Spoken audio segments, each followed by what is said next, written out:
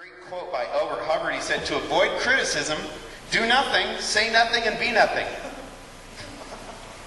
And you'll be fine." But criticism hurts, so we've got to find a way to get a thick shield around a soft heart. So that way we don't get calloused, kind of become a cynic ourselves, but we have a good way of guarding ourselves. And another good way is to find a way to be kind to yourself and honest. You know, when you said that, that hurt because I'm trying my hardest. Or I'm doing this, or I know I'm growing. Or another way is to be open to criticisms in the way that even if it wasn't delivered right, is there something in it I needed? Is there something in it I needed? So you can listen to the criticism, somebody else's judgment. It doesn't mean that what they did is right. But you can stop and say, "God, I know you can use anything. Can you use that? Is there something in there that maybe is true?" Because maybe that person really saw something in you, and the way they said it was wrong, and their attitude was wrong, but maybe what they saw was right. And that's where it's hard. Because if we reject everything that comes our way, we might miss an opportunity to grow. And this is, probably out of this whole day's message, this is my Achilles heel. I probably get a little bit defensive and find an excuse. And it's better to stop and say, "God, what in that? The delivery was terrible. It's like pizza that shows up 2 hours late to your door, but it's still food. Delivery's bad, but there's still some food in there. It tastes bad, but maybe there's something in there that's nutritious. So God, what is there in that I can learn from?" And the cool thing is, if you have a humble heart, anything can teach you. Bad situations can teach you. Bad criticism can teach you. And if you'll keep a kind heart and a humble heart, you'd be amazed what God can do through those moments. And I would encourage you, a good response is just if somebody says something, to say, "Thanks, I'll think about that." And then later you can talk to them.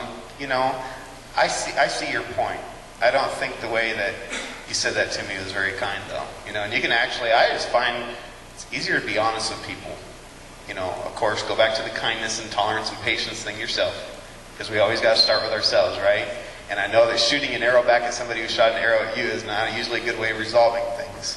Or so I've heard.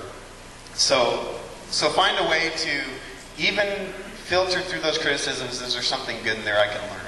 And then the other thing is, don't take it personal, or you'll doubt yourself forever, and eventually you'll just shrink up in fear. Don't take it personal. It's hard not to, though. That's like saying, don't breathe air. Like, I have to. It's what I do when I open my mouth and, and my lungs get bigger. It's hard not to take it personal. It is, because when somebody says something, it's you. It's you. And it's usually, and this happens a lot as a parent. If somebody says something to my kids, corrects my kids, what's the first thing I want to do is take it personal. "Well, they're my product. I did that. Now I feel bad." Maybe they're just trying to help your kid, and don't take it personal and step back for a minute and think. Because if you get the mama or papa bear thing on, then claws come out. We get defensive. "Don't talk to my child." And then there's a war, and it's good to stop and just say, "Okay, they're just trying to help maybe there's things that you might have to work out with somebody else, but don't take it personal. Don't let it take root in here. Find a way to guard that heart and say, "You know what, I'm not going to let a sitting critic make me feel inferior. I'm not going to let them just get stuck in this day of second guessing myself all day. I'll take the criticism, I'll think about it, I'll grow through it, I'll pray about it. I'll say, God, is this true?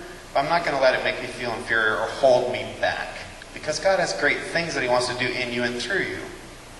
And He doesn't want a sitting critic sitting in a chair to hold you back. He wants you to press forward just like Peter. So my closing thoughts with today is really at which point are you at? Because like Peter, maybe some of you are just starting to follow Jesus. Maybe you're really waking up to that. And there's this temptation to look back. Like when it says Peter turned, John 21. And say, but Lord, what about him? And I encourage you to keep your eyes on Jesus. It's a great guard for criticism. It's a great guard to handle it.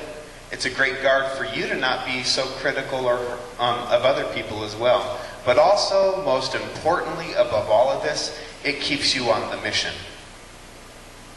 Loving God, loving others, and serving this world is what it's about. And that's what loses out most. is, when we let criticisms become personal or when we become judges of others, it's hurtful, it's time wasting, but most of all, it stops the mission. And man, Jesus said, go into the world, love people, make disciples, help them grow, help them know Jesus' love. And these things all hinder that. And that's God's heart, is that together we would say, you know what, we're not going to judge each other. When we do, we're going to be kind and talk about it and work it out. We're going to care for each other and guard each other. We're going to protect each other. And instead of being judges of each other, we're going to keep doing the work and not giving up, because what matters is that there's a world that Jesus is in love with and that he wants to share his message with. And I'll tell you what, and I don't mean this like if it sounds callous, but I don't have time for people to hold me back with criticism. I don't have time. Because there's too many people that God loves, and the mission's too important. And I don't say that like I don't need to grow, but I hope you understand my heart when I say that is, I don't have time to be held back by what somebody thinks. Why? There's people loved, and there's a world that needs Jesus. So let's take time to pray about this. Worship team, will you come up? Let's just take time. We're gonna sing a song, and as we do, this song it's like an opportunity to pray. So if you want to sing along, if you want to sing the words, that's great. If you just want to take time to pray and reflect on what was shared, that's what this time is for. So, there might be something from the very beginning of today that God's been touching on your heart, a very specific issue, or maybe God's just now waking something up. I encourage you to talk to Jesus about it. Prayer is taking time to interact with God, saying, God, you're right. Help me. So let's take time to pray. Father, it's a touchy subject. Because, Lord, none of us like criticism. We certainly are good at giving it sometimes. But, Father, there's just a spirit in this room that we want to be free from that. God, I pray that your church would rise up with patience and some kindness, that we do our best to live holy, but that we would not sit at the door being critics of everyone who comes in. It's not our place. God, help us.